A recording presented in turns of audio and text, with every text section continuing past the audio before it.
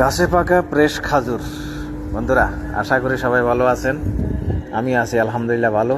এখন গাছে উঠছি, গাছে থেকে ফ্রেশ খাজুর পাড়বো, খাবো, সেই সাথে আপনাদের সামনে তুলে ধরছি, দেখতে থাকেন। এখানে মধ্যপ্রাচ্যের দেশগুলোতে তাদের প্রধান এবং জাতীয় ফল হচ্ছে খাজুর, আর এই খাজুর হচ্ছে সবচাইতে উন্নত মানের প্রোটিন জাতীয় খাদ্য। এটা আমাদের হুজুর পাক সাল্লাল্লাহু আলাইহি ওয়াসাল্লাম ওনার প্রিয় খাদ্য এবং ওনার খুব পছন্দের। আর এই খাজুর বহু জাতের আছে।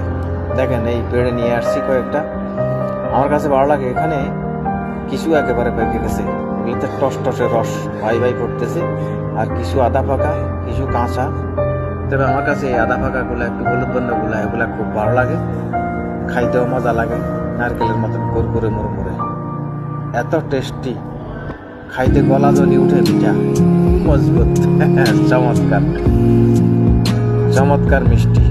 এই ফ্রেশ খাজুর খাইতে যে আসলে কি মজা লাগে সেটা আপনাদেরকে বলি, বোঝানো তো কষ্ট, বাস্তবে হয়তো পাইলে বুঝতে পারতেন কেমন। দেখেন, অসাধারণ। এই খাজুরগুলা বহু জাতের আছে খাজুর, তবে এখন আমি যেটা খাইতেছি এটার কোন জাতের বা কি আসে কিছু জানি না, তবে খুব মজাদার। আর সবচেয়ে বিশেষ কথা হলো,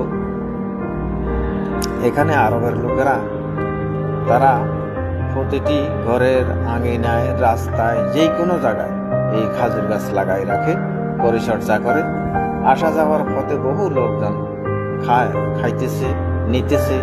কারোর জন্য কোনো কোথাও কেউ মানা করে না, সবাই যে যার ইচ্ছা মতো খাবে, কোনো সমস্যা নেই।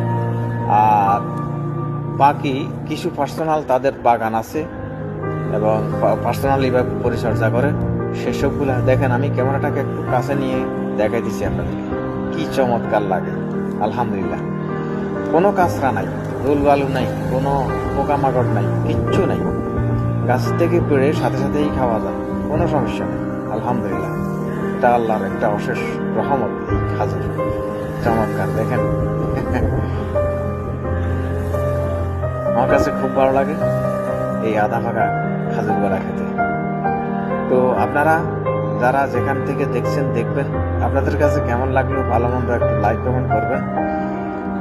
আপনাদের সকলের প্রতি রইল আন্তরিক শুভেচ্ছা, ভালোবাসা, শুভকামনা।